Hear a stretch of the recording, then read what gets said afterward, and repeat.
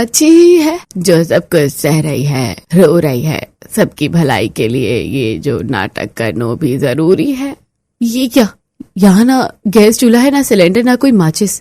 और ये क्या, यहाँ तो खाना बनाने के लिए एक भी कढ़ाई या कुकर नहीं है, सिर्फ लकड़ी के कटोरे और मिट्टी के प्याले रखे हुए हैं। क्या ये सब बाहर से खाना मंगवा कर खाते हैं? तभी जेठानी जी किचन में आती है। देवरानी जी, तुम्हें चूल्हा ढूंढने की जरूरत नहीं है। आज तुम्हें अपनी पहली रसोई की रस्म के लिए बिना आग जलाए ही कच्चा भोजन तैयार करना है। पर जेठानी जी, पहली रसोई में कच्चा खाना, ये कुछ अजीब नहीं है? कुछ अजीब नहीं है, तुम नई हो ना, इसलिए ये सब अजीब लग रहा है। धीरे धीरे सब समझ जाओगी। अब जल्दी से खीरा, टमाटर, प्याज, मैंगो जूस, पुदीने की चटनी बनाकर ले आओ, वरना सासू माँ नाराज हो जाएगी। इतना कहकर जेठानी जी चली जाती है। बड़े अजीब लोग हैं जो पहली रसोई की रस्म में कच्चा खाना खाते हैं। क्या इनके पूर्वज खरगोश थे? फिर नंदिनी जल्दी से सभी कच्ची सब्जियों को अच्छे से धोकर काट कर उन्हें प्लेट में सजा देती है। फिर वो पुदीने की चटनी, मैंगो जूस तैयार करके हॉल में सभी को डाइनिंग टेबल पर परोसती है। वाह बहू, क्या स्वाद है! इस चटनी ने तो कच्चे खाने में जान डाल दी। अरे नंदिनी बहू, तुम भी हमारे साथ बैठकर खाओ। क्या स्वाद है इस कच्ची गोभी में। अब से तुम्हें हर रोज ऐसे ही खाना बनाना है। पर माँ जी, मेरी बात तो सुनिए। कोई हर रोज सिर्फ कच्चा खाना कैसे खा सकता है? बिना पकाए सब्जियां खाने में इन्फेक्शन हो सकता है। ये सेहत को फायदा पहुंचाने के बजाय नुकसान भी कर सकता है। आयुर्वेद भी कहता है कि। नंदिनी की बात पूरी भी नहीं हुई थी कि सामने बैठी दादी सास ने हाथ में पकड़ी कच्ची मूली जोर से थाली पर पटकी। अरे बाहू, अभी कल पांव धरे हैं इस घर में और आज से ही अपनी पचर पचर शुरू कर दई। बड़ी आई नुकसान गिनाने वाली। देख ले, मुझे 80 साल की हो गई हूँ, पर आज भी बिना लाठी के पहाड़ चढ़ जाऊं।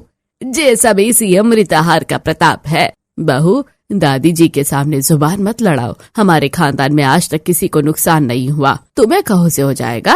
आग जलाना मतलब बीमारियों को न्योता देना है। नंदिनी, तुम्हारी प्रॉब्लम क्या है? सब खा रहे हैं ना, तो तुम भी खा लो। आज के बाद कोई बहस नहीं, अब चुप करके खाना खाओ। हे भगवान, ये ससुराल है या खरगोशों का कबीला? ये लोग तो सीधे पाषाण युग से यहाँ आए हुए लगते हैं। खाना खाने के बाद फिर सभी लोग अपनी अपनी कमरों में सोने चले जाते हैं, लेकिन नंदिनी को भूख के मारे बेहाल हो जा रही थी।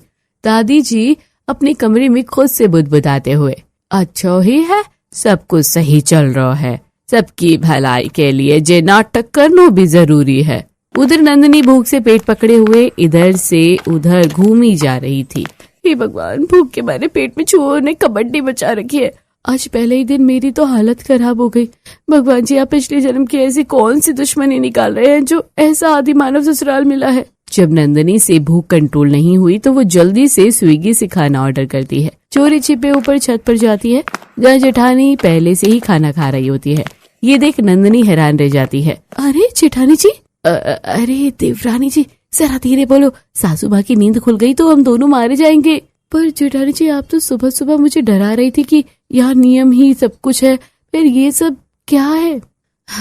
नियम और पेट की भूख में बहुत फर्क है छोटी। अब रोज रोज तो मैं ये सब नहीं खा सकती। आखिर इसके लिए पैसे भी तो चाहिए। हफ्ते में एक बार हिम्मत जुटाकर मंगा लेती हूँ, वरना बाकी के 6 दिन तो वही जंगली खाना और घास फूस ही चबाना पड़ता है। जुबान तो मेरी भी तरस जाती है, पर क्या करूं, मजबूरी है। दीदी, मेरा तो एक ही दिन में ही बुरा हाल हो गया है। मुझे तो लग रहा है कि मैं किसी आदि मानव के कबीले में फंस गई हूँ। आदि मानव नहीं पगली, ये दादी जी का प्राकृतिक प्रेम है जो हमारे लिए सिरदर्द बन गया है। अब जल्दी से तू भी खा ले, वरना सुबह फिर वही कच्ची लौकी और मूली का स्वागत करना पड़ेगा। और याद रखना, ये रात इस छत से बाहर कहीं नहीं जाना चाहिए, वरना सासू माँ में कच्चा ही चबा जाएगी। चिंता मत कीजिए जेठानी जी, अब से इस चोरी की दावत में मैं आपकी पक्की पार्टनर हूँ। फिर दोनों देवरानी जेठानी खाने पर टूट ऐसे पड़ती है जैसे जन्मों की भूखी हो। पेट भर जाने के बाद दोनों देवरानी जेठानी अपने अपने कमरे में सोने चली जाती है। नंदिनी खाना खाकर चैन की नींद सोती है, लेकिन नंदिनी की उम्मीदों पर पानी तक फिर गया जब उन्हें फिर से वही कच्चा खाना बनाना पड़ता है। मैं तो रोज रोज इस घास फूस वाले खाने से तंग आ गई हूँ। अरे अब इंसान है या जानवर, जब देखो कच्चा खाने का प्रवचन देती रहती है। शांत हो जाओ देवरानी जी, नहीं तो ये घास फूस मिल भी रहा है ना, और ये भी नसीब नहीं होगा फिर। अरे जेठानी जी, शांत कैसे हो जाओ, ये कच्चा खाना देखकर मेरा खून खोल रहा है। अरे खुद को खाना है तो खाओ ना, पर हमें क्यों घसीट रहे हैं? सुबह तो कच्चे चने, घी का जूस, करेले का जूस। अरे हम कोई बकरी हैं? और दोपहर में खाने को क्या मिलता है? गाजर, भिंडी, मूली। डिनर में तो ऐसा खाना कि इंसान अपनी उंगलियां चाटता रह जाए। गोभी, धनिया, पुदीने की चटनी। जेठानी जी मुझे तो सोचकर ही रोना आ रहा है। अब बस भी करो और जल्दी जल्दी हाथ चलाओ, मैं तब तक मैंगो जूस बना लेती हूँ। फिर जेठानी मैंगो जूस बनाती है और नंदिनी फिर से वही कच्चा घिया, मूली, गाजर, धनिया, पुदीने की चटनी ससुराल वालों को परोसती है। डाइनिंग टेबल का नजारा फिर से वही एकदम जंगली वाला था।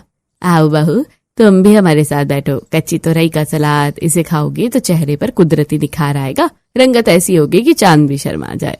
चांद का तो पता नहीं, पर मुझे खुद को तो शर्म आने लगी है। अरे नंदिनी, खाओ ना। पर माँ जी, कल रात से मुझे थोड़ा अजीब लग रहा है। क्या आज हम थोड़ा दलिया या पतली खिचड़ी बना सकते हैं? पेट को थोड़ी गर्माहट जरूर मिलेगी। नंदिनी, फिर शुरू हो गई तुम। यार तुम भी ना सुबह सुबह मूड खराब मत करो। देखो, मैं भी तो यही खाकर ऑफिस जा रहा हूँ ना। तुम हो कि तुम्हारे नखरे ही खत्म नहीं हो रहे, बस स्वाद के पीछे भागती हो। सेहत की तुम्हें फिक्र ही नहीं है। बहू, इस घर की मर्यादा और स्वास्थ्य का आधार यही अमृत आहार है। अगर तुम्हें हमारे तौर तरीके पसंद नहीं तो ये अच्छी बात नहीं है। अनुशासन ही इस परिवार की शक्ति है। अरे कल मोहे फिर से भाई चूल्हा चक्की की रट।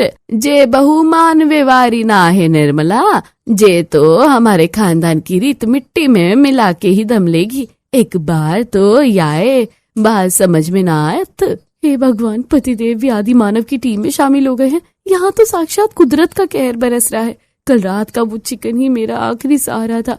अब तो ये लोग मुझे सच में बकरी बनाकर ही दम लेंगे। कहाँ फंस गए वो यार। फिर सभी खाना खाकर अपने अपने कमरों में सोने के लिए चले जाते हैं। तभी दादी जी अपने कमरे में खुद से बोलती हुई मुस्कुराती है। अच्छा ही है, सब सही हो रहे है, सबकी भलाई इसी में है। उस रात भी नंदिनी को भूख की वजह से नींद नहीं आ रही थी। वो जेठानी जी को मैसेज करती है। तभी जेठानी जी फोन पर मैसेज रिप्लाई करती है। जेठानी जी जल्दी से छत पर आ जाओ। ये देवरानी जी इस टाइम मुझे छत पर क्यों बुला रही है? फिर नंदिनी और जेठानी सुमन दबे पांव छत पर जाती है। नंदिनी ने चोरी छिपे ऑनलाइन खाना ऑर्डर करके खाना मंगवाया होता है। जेठानी जी, ये गर्मा गर्म पनीर, लबाबदार और बटर नान देखकर तो मेरी आंखों में आंसू आ गए।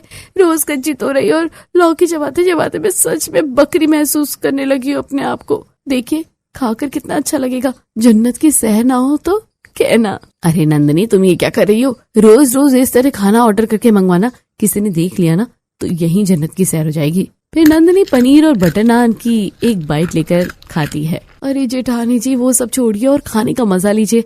चक्कर तो देखिए कितना टेस्टी है।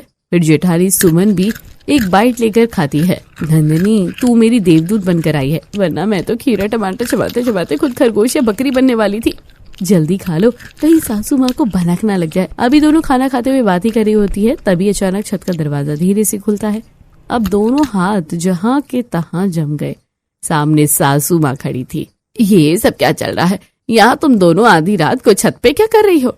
और ये खुशबू कैसी है? और तुम दोनों के हाथ में क्या है ये सब? नंदिनी और सुमन थर थर कांपने लगती है। इससे पहले सासू माँ कुछ बोल पाती, नंदिनी पनीर का एक टुकड़ा नान के साथ लगाकर सासू माँ के मुंह में डाल देती है। माँ जी, एक बार चक्कर तो देखिए, हम तो बस। सत्यानाश! तभी अचानक उनके कड़े तेवर पिघलने लगे और आंखों में चमक आ गई। अरे यही तो असली खाना है। अब बहुत सच कहूँ तो कच्ची गोभी खा खा कर मेरा पेट ही सूख गया था। मुझे तो कभी लगा ही नहीं था कि मुझे इस जन्म में ये नसीब होगा। आज से मैं भी तुम्हारे साथ हूँ। फिर सासू माँ भी नंदिनी सुमन के साथ मिलकर खाने लगती है। अभी उन्होंने दूसरी बाइट ही खाई थी कि तभी वहाँ ससुर जी और राहुल की खुशबू का पीछा करते हुए छत पर आ पहुँचे। वहाँ का नजारा देख उनके होश उड़ गए। निर्मला, ये क्या अनुशासनहीनता है? तुम बहू के साथ मिलकर नियम तोड़ रही हो। पिताजी, अनुशासन अपनी जगह है और असली स्वाद अपनी जगह। जरा एक बार ये मलाई टिक्का चक्कर तो देखिए, कसम से कच्ची तोरई भूल जाएंगे। तभी नंदिनी उनके बोलने से पहले ही जल्दी से एक एक बाइट ससुर और राहुल के मुंह में रख देती है। जब ससुर जी और राहुल ने जैसे ही पहला निवाला खाया, उनका मर्यादा वाला गुस्सा छूमंतर हो गया। अरे भाई, ये तो जन्नत है। राहुल, हम भी बेवकूफों की तरह नीचे मूली चबा रहे थे। अब से हम भी इसी टीम में हैं। सच में नंदिनी, ये तो बड़ा टेस्टी है। ऐसा खाना तो मैंने अपनी लाइफ में फर्स्ट टाइम ही खाया है। फिर सभी एक साथ मजे से पके हुए खाने का आनंद लेते हुए खाते हैं। अब हर रोज रात को छत पर चोरी छिपे नहीं बल्कि सब साथ में बनाते हैं और पार्टी करते हैं। अब नंदनी और जेठानी ने छत के कोने में एक छोटा सा चूल्हा बना लिया। वाह बहू, मजा आ गया। पर याद रखना, ये भनक माँ को नहीं लगनी चाहिए, उनकी नाक बहुत तेज है। चिंता मत कीजिए पिताजी, यहाँ छत पर हमारी पक्की रसोई है। दिन में दुनिया के लिए कच्चा सलाद और रात में हमारे लिए अमृत जैसा पका हुआ पकवान। पूरा परिवार छत पर सभी साथ में खाना खा रहे होते हैं। तभी दादी लाठी लेते हुए छत पर आ पहुंची। सभी को एक साथ देख दादी जोर से गुस्से में चिल्लाते हुए, अच्छा तो ये सब चल रहा है यहाँ, तो फिर घास फूस कहाँ अच्छे लगेगा। सभी की चोरी पकड़े जाने पर सब बुरी तरह से कांपने लगे। सभी के हाथ खाते हुए रुक गए। लेकिन तभी एक पल दादी मुस्कुराई, अरे लाली, सालों बीत गए जे घास फूस और कच्चे मूली चबाते चबाते आज जब पका हुआ खाना खाकर आत्मा तृप्त हो गई। जे पुरखों की रीत सदियों से चली आ रही थी, पर किसी की हिम्मत ना भई जाए बदलबे की। सब डर के मारे चुप थे।